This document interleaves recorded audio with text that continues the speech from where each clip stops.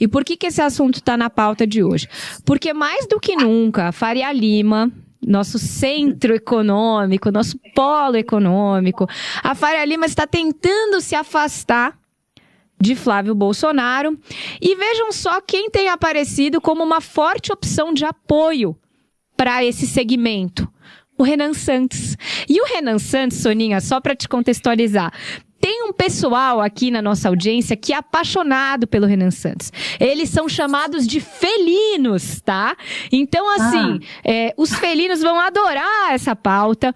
Mas o ponto aqui é, Soninha, como é que você enxerga a possibilidade de alguém da suposta chamada terceira via realmente se tornar um forte concorrente nessas eleições? E como que você vê esse cenário presidencial com essa polarização extrema que a gente está vivendo esse ano?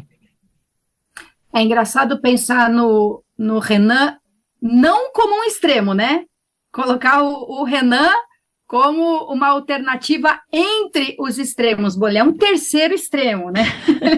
A ponta do triângulo.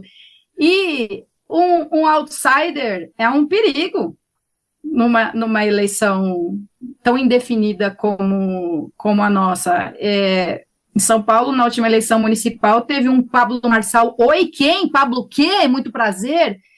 Quase foi para o segundo turno.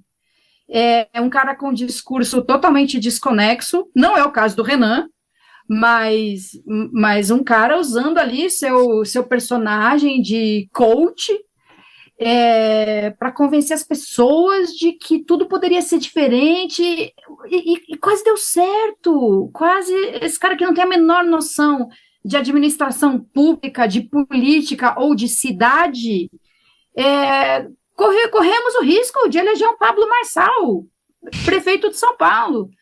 Então, o Renan, que é um cara super inteligente, é um cara da política, não é como o Marçal, né, o influencer, coisa e tal, quer dizer, ele oferece algum risco, sim. Risco de quê? Enfim, de bagunçar o cenário todo, de deixar as pessoas meio desorientadas, tipo assim, não, pera, afinal, ele é o quê nesse tabuleiro aí? Ele é anti todo mundo, ele é anti o centro, inclusive, porque eu tô nessa faixa aí, tipo assim, nem cá, nem lá, pelo amor de Deus. Mas, e de repente, o Renan é anti o centro também. Então, é bom a gente ficar atento, porque pode ser, sim, que ele ganhe um espaço que nenhum dos outros candidatos que se coloca nem lá nem cá está conseguindo deslanchar. No segundo turno contra o Lula, todo mundo se sai bem, mas quem vai chegar nesse segundo turno contra o Lula, mais provável até agora, é o Flávio Bolsonaro. Imagina se entra o Renan no lugar dele, a gente tem que parar e olhar todos os nossos cenários para reconfigurar tudo, né? Os temas em debate, a gente espera? Se o Renan passa a ser um personagem realmente relevante no debate, o que a gente vai querer discutir com ele? O que a gente vai pautar? Se a gente quiser pautar só corrupção, como é muitas vezes o caso numa eleição, o outsider se dá super bem. Ele não exerceu nenhum cargo público, ele não precisa responder por nada de dinheiro público. Então, fiquemos atentos. E você, Diogo, o que você acha dessa história? Você acha que tem chance do Renan tomar o lugar do Flávio nessa disputa? Tudo é possível. Agora, sem dúvida, eu tenho que concordar. Outsiders são um risco eleitoral, indiscutivelmente. Mas, no caso brasileiro, os chamados insiders são bombas atômicas que já estão detonadas. Nós sabemos disso. Não há dúvida que ou ficamos na mesmice ou vamos para algo que está se mostrando absolutamente inconfiável. Então, eu vejo 3 opções para o eleitor nesse momento. Ignorar o que está acontecendo e seguir com essa mesma tendência, levando Lula e Flávio Bolsonaro para o primeiro turno, para o segundo turno, melhor dizendo.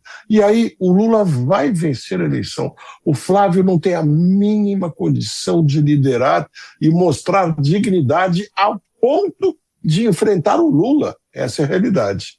Essa é a primeira opção. A segunda é Caiado e Zema, que têm que se juntar, se querem ir para o segundo turno, e mesmo assim será difícil, serem os escolhidos dos eleitores.